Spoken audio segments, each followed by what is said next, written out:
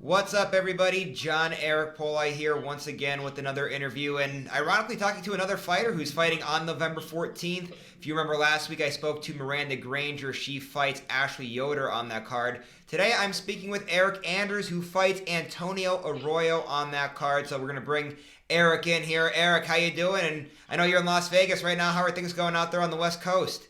Man, it's going well, man. I just left the night appointment where I got my eyes dilated, so if I'm all squinty and looking weird, it's my pupils look like dinner plates. Yeah, how's that going then? I remember one time I had my eyes dilated, and the doctor was like, "Oh, you should be okay to drive." I could not freaking see a goddamn thing coming home. I have no idea how I made it home. How are your eyes right now? Man, they're good. They're just dilated, so everything's a bit blurry and bright. But I got the J dollar sign over here driving, so it's all good. Awesome. Well, glad to hear there. So let's talk a little bit about as to why you're exactly in Vegas. So, because I know everyone knows that you fight out of your home state of Alabama there. So just how'd you end up in Vegas right now? I took this fight while I was out there on Flight Island, and man, it was like a 16-hour flight home, and then I would have to travel for like another 8 hours to get home. So I was just like, man, I'm not gonna do that. And then I have to come back to Vegas. So that's, I'm just tired of flights and getting on planes. So I, just decided to stay. So now, obviously, we know you were in Fight Island because your teammate Walt Harris was out there. Is Walt going to stay out there in Vegas then and help you in your little bit of preparation here for this fight? Yeah, Walt went home. He needed some time to decompress, and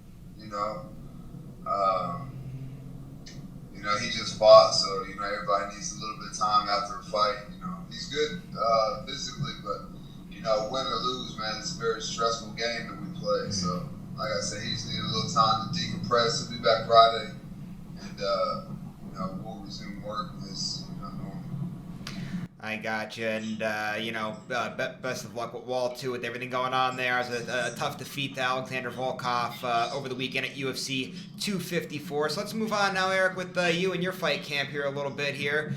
Short notice fight for you. Why don't you kind of explain a little bit more in detail as to the moving parts that took place with this? Man, you were breaking up. You asked me why I took the short notice fight. Yeah, exactly.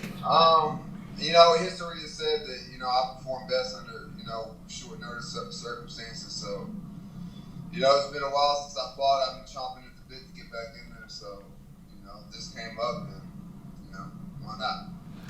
I understand. So why don't you tell us a little bit about Antonio as an opponent and what you've seen out of him so far? Man, he's a pretty big guy, man. Pretty big middleweight. Uses his footwork really good. Throws a lot of kicks. Not too heavy with the hands. So,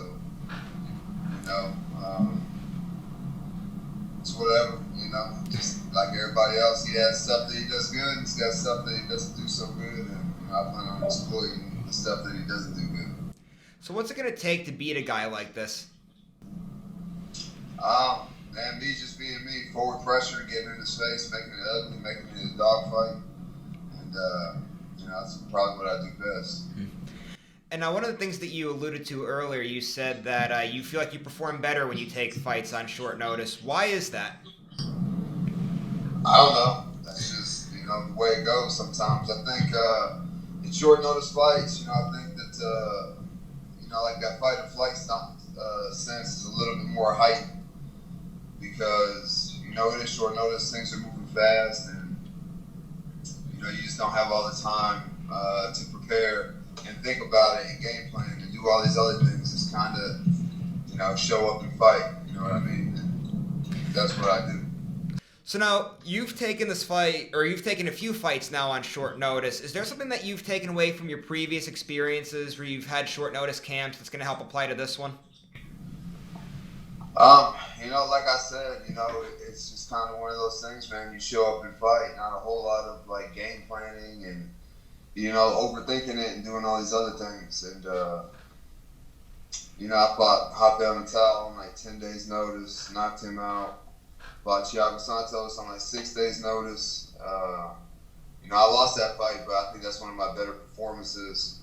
I can't remember Vinicius Moreira with short notice or not. But I knocked him out, so I like my chances.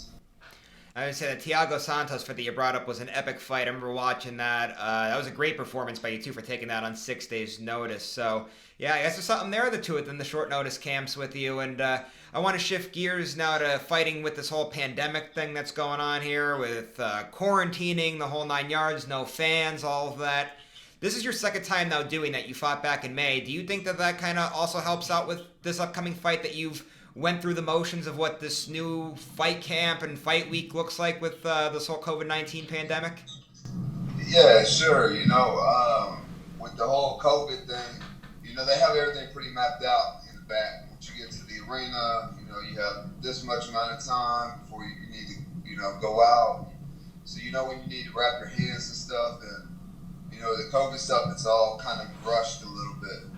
You're only in the arena for like an hour before you fight, so it's like just enough time to get your hands wrapped and warmed up. And and I know what it's like to fight without a crowd.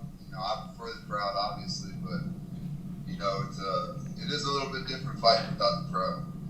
So now while you're out there, are you using one of the gyms close by, or are you using the Performance Institute? Where exactly are you training at these couple days here out in Vegas? Yeah, man, I'm training a little bit of everywhere. I'll be at PI today. I've been to like Extreme Couture, working with Eryk Anders, Coach Casey Halstead, doing a lot of jiu-jitsu over there. So yeah, dude, Vegas is like the mecca for MMA. On every corner there's a gym, and several world-class competitors in every gym. So I'm not really stuck here, but to be here right now, there's, I've kind of played into the thought process of just staying here and for these 3 weeks.